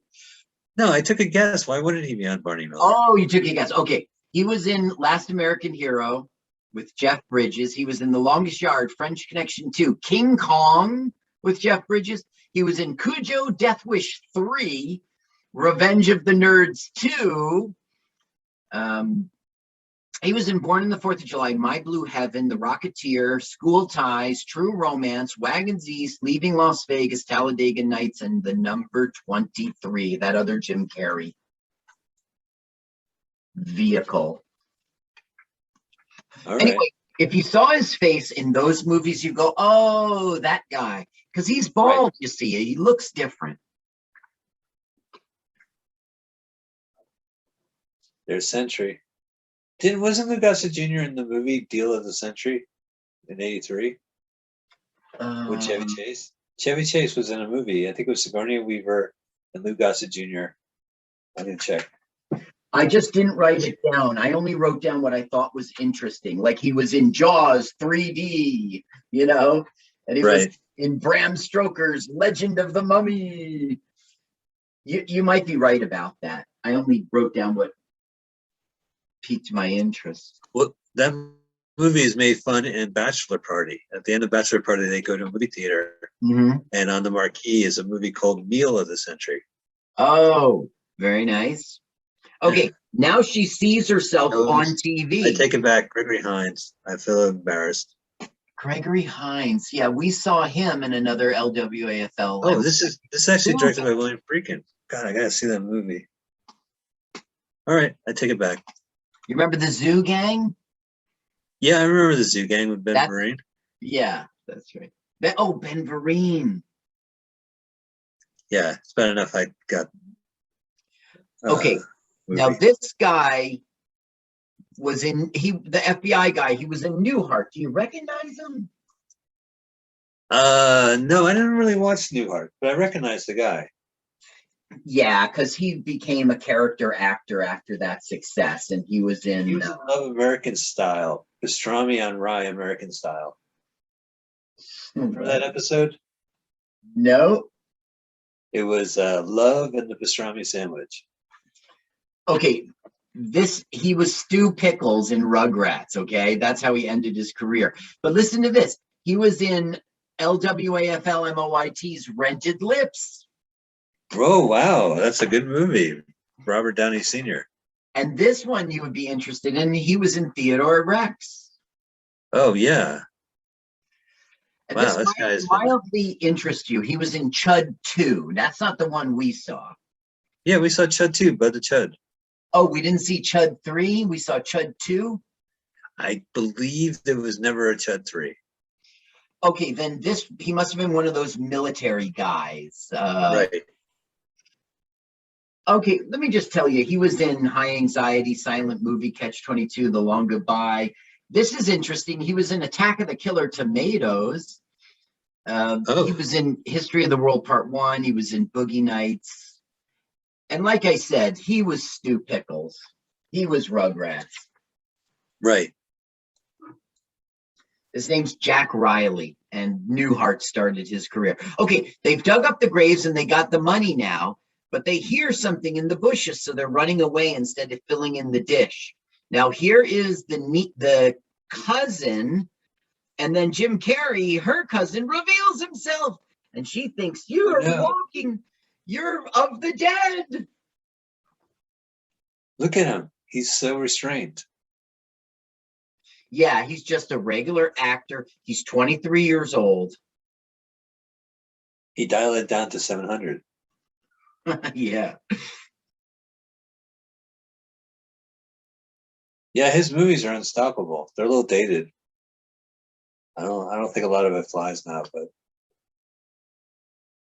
he made a kids movie where he couldn't lie, and his whole body is physical, like trying to not lie. That Liar Liar is that film. I loved it. It was a great film. Yeah. So they sneak into the hotel. They don't want to go through the lobby, but they find the place has been ransacked, and we know why. Our bad guy kidnapped Beverly D'Angelo. Huh. Have you seen The Widow? No, but I heard she didn't want to be disturbed. Anything wrong? No, nothing's wrong. We're just going to continue our comedy of errors as the FBI show up. Right. Look, it's Donald Trump. Oh, no, it's Dennehy. And, okay, what happens in this scene is Dennehy's like, okay, she goes, so-and-so, your nephew's risen from the dead. Now, Brian Dennehy knows what that means. He's not dead, right? So he's got to fake it because he's trying to scam his daughter. But who should walk right in? Oh, right. But Jim Carrey.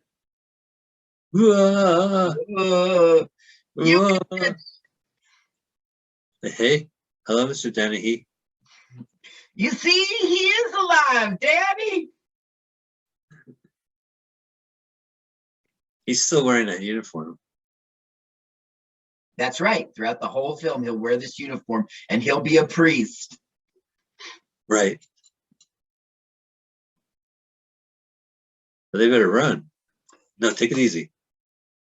Now, so your what I thought was Lou Gossett Jr. was going to say, look, they took this woman who you met yesterday. Let's take the money and leave. But no, that's not what he does. He's like, we got to go after her.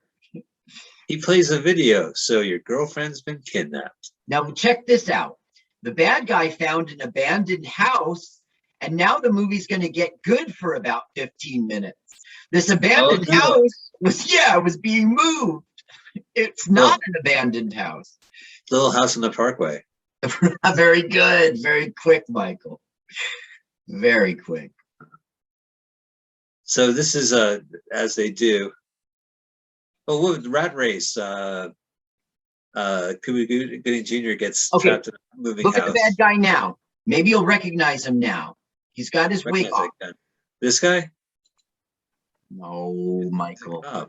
Carl. Oh, he's a cop. My mistake. Now, the bad guy in our film just took off his wig and shoved it into Beverly D'Angelo's mouth to shut her up. So next time you see our bad guy, maybe you'll recognize him from all those films. All right, I cannot wait. Which to me, I can wait. Which means I can wait. This is supposed to be like the goofy cops, you know, he's sleeping, his wife kicked him out.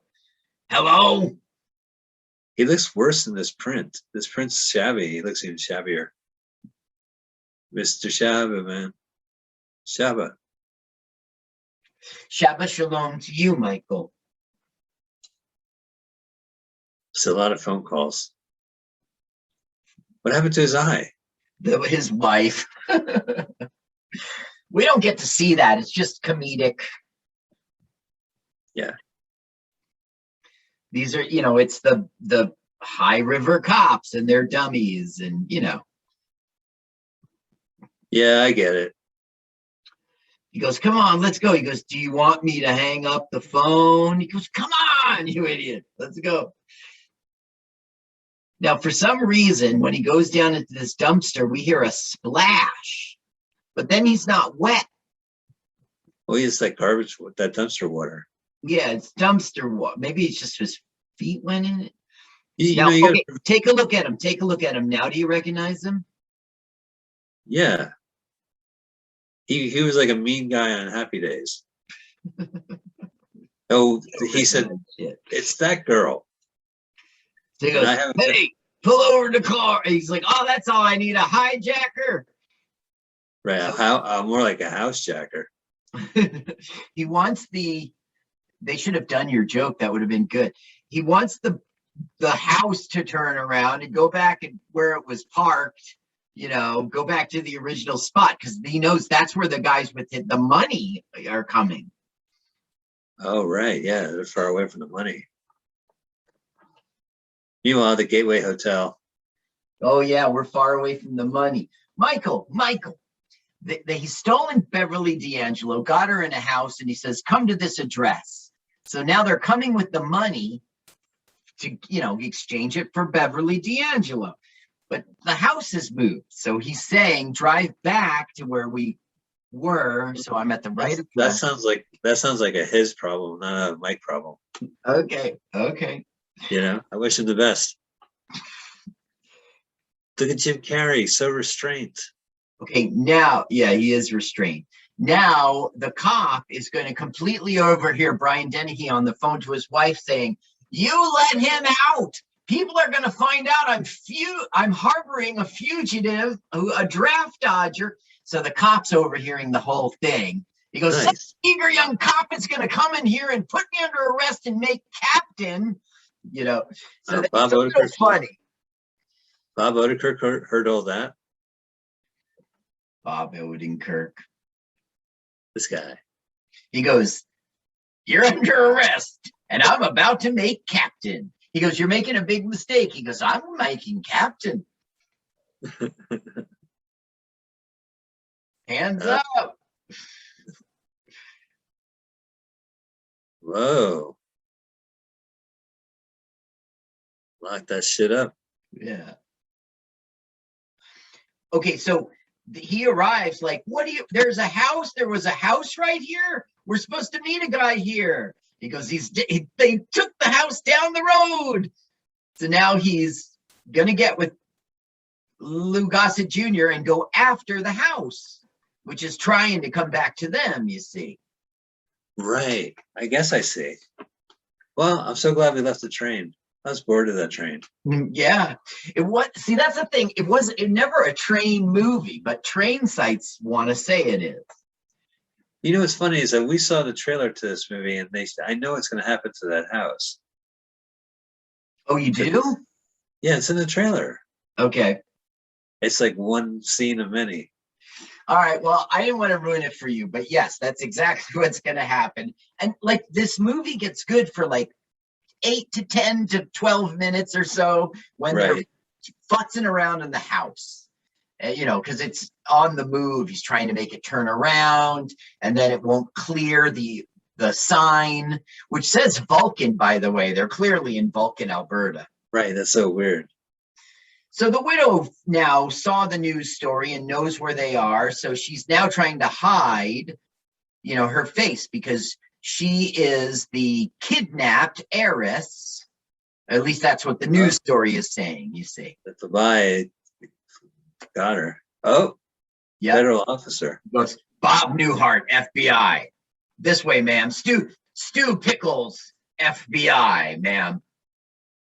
Wow, he bravely used a vacuum cleaner on a woman with a gun. That's right. Now she turns the gun on them. Well, no, for a couple seconds she had a gun and she had them all. Don't move. Uh-oh. Now you seem to know her and like her. I don't even really know her. I know that she was in not necessarily the news. Yeah, so she was also she's British. She was on not necessarily the news, the British one, and then she was on HBO's version, not necessarily the news. Mm-hmm. And then she was on SNL during the 80s.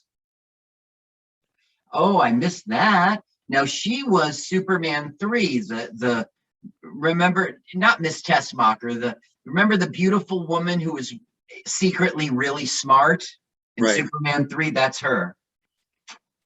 Yeah, that's about right. She's part of the Kenny Everett show. Kenny Everett is this British comedian. He has a horror movie, and it's on YouTube. It's called Bloodbath at the House of Death, and she's in that as well. Now she is actually New Zealand. She was New Zealand born, but she is a resident in both the United States and the United Kingdom. Wow, what a life. Yeah, well, she's married to Sir Billy Connolly. Whoa, I didn't know that. Yeah. She left her. Really? Mm-hmm. He passed away, right? I don't know, but I know that she wrote several books, including a biography of Sir Billy Connolly. And she is a psychologist. She's got a show called Shrink Wrap on British and Australian television. With my good friend Rich Hall. She was married to Nicholas Ball, who she left in the mid-70s to be with Billy Connolly. She lived with Connolly 10 years before they were married in Fiji in 89. Wow.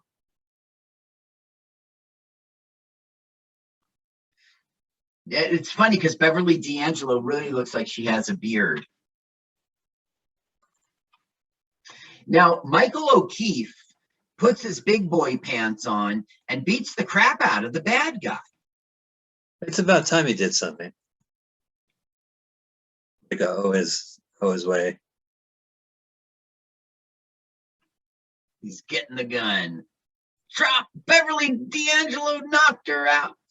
Now, Louis Gossett Jr. does not know how to drive a truck.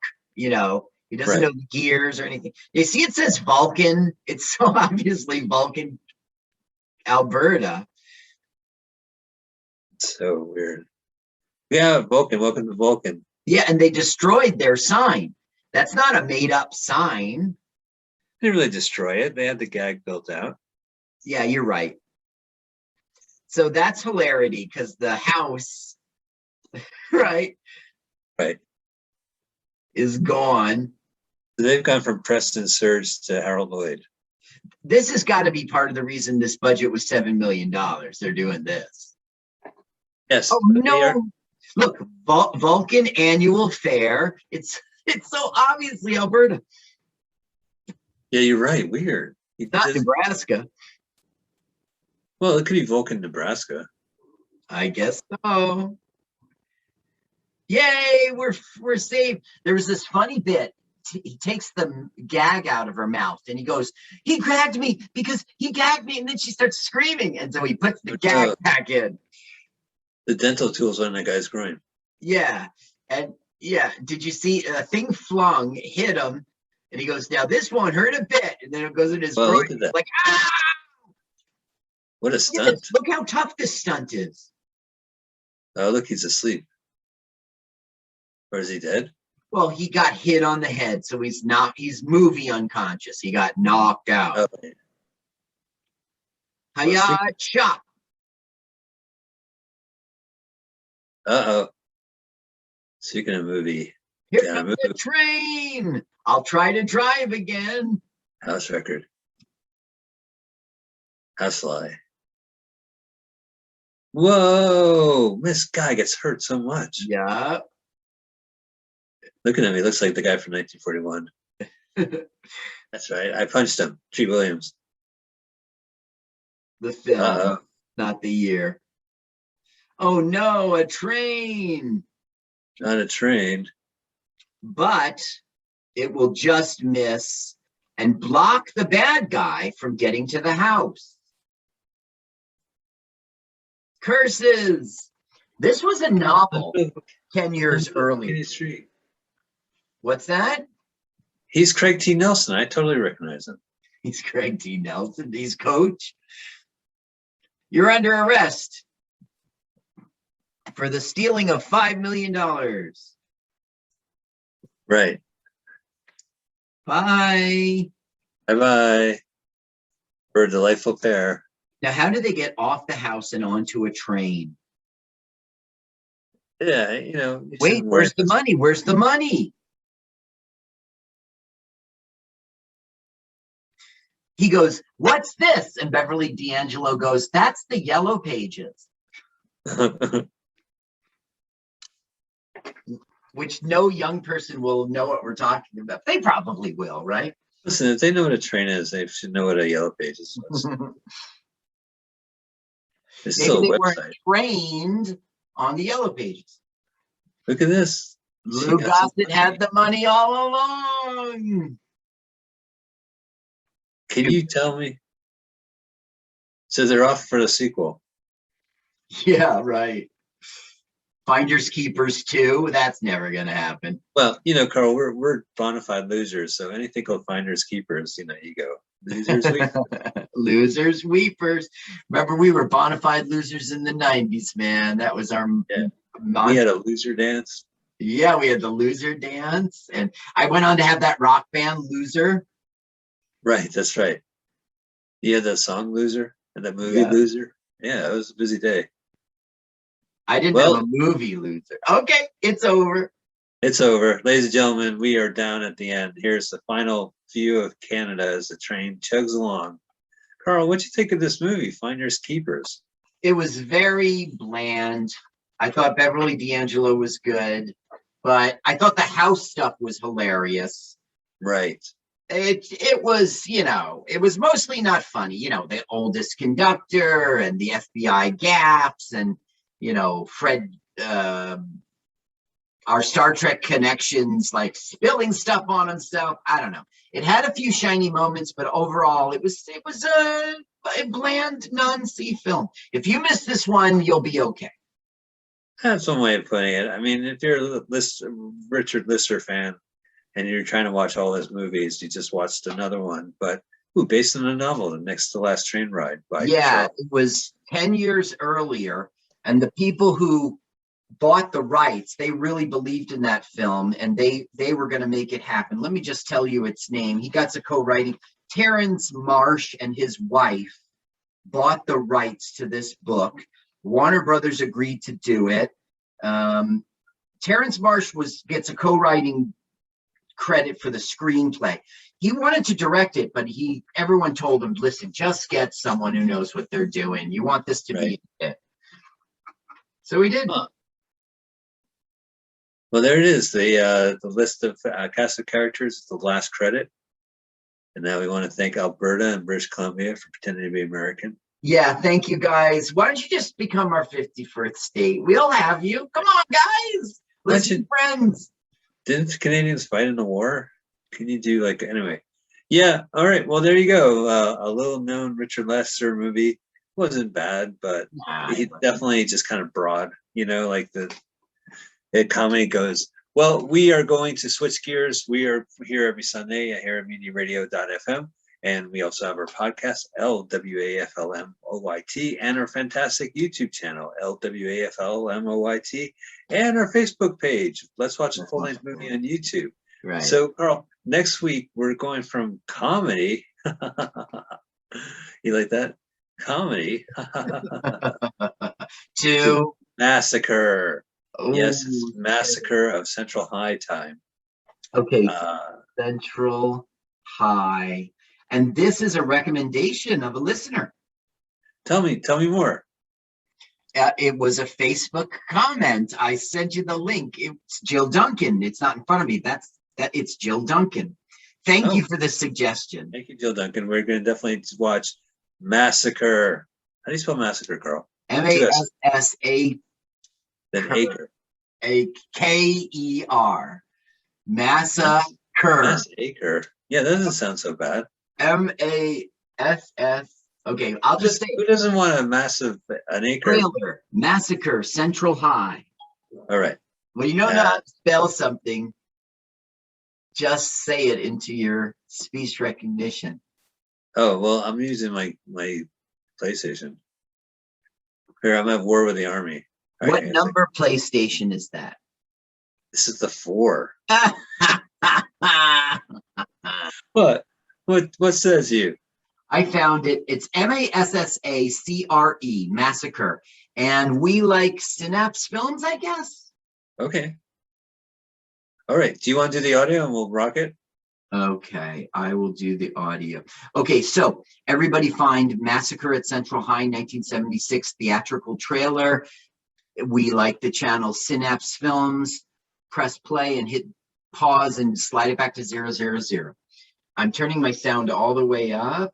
Great, thank you, Carl. Okay. Oh yeah, please don't mention it. Are you ready? Yeah, of course. 3. You don't have it. You're queued up. 3, 2, 1, go. Welcome. Wow. Well, thank you. The interiors look like they're cars. Ooh, Yeah. they got cool cars. There's no adults in this movie. Oh, You do it. You are watching it. I am. They just blew up a car and then it said Massacre. Oh, look, it's Squashua. Who put the swastika on my locker?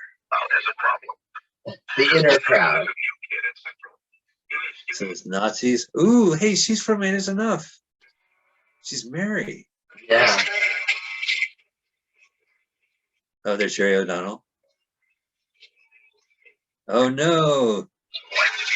Massacre at the library. Oh. Teenage boobies. Guys don't know how to fight a chair. Yeah. Yeah. And another thing. And another And, oh, right, they're going to blow up the school. You're playing with fire, dude. Yeah, it's not really playing with fire if it's arson. It's more work. He goes, no. Hey, you're not talking one of your stooges. Excuse me, Curly? Hey, I'm not a stooge. Look at that. They hit the hippie. Whoa, there's budget, right? Yeah. Whoa, there goes the van. Oh, Wow. my DoorDash. My Imagine DoorDash that club. sex in high school. That's cray. Oh, you saw some balls on that guy. You check out the balls on that guy? No, I didn't. But what he did in that scene shocked me. Electrifying. We're at the dance. He glided Oh, through it. Cooper. Look, he's got a boom. Wow, this movie kicks ass. This is going to be a lot to look at. Oh, Yes. that was Oh, typical boy. Jill Duncan. This whole movie. Oh, look at that. Boom. 2 thumbs up, Ted Kaczynski. There. 2 thumbs up, Jeffrey Dahmer. All right, ladies and gentlemen, next week we're going to be watching Massacre at Central High. A psychotic boy in high school blows up his enemies. Nothing to do with Heathers, I guess, but it's from 1976. We're looking forward to it next week. Check it out. And always check us out. Check out Mutiny Radio. Thank you so much for being part of our day, your day as well. Carl, thanks so much for those research and getting these films up on YouTube. It's beautiful. Thanks, Mike.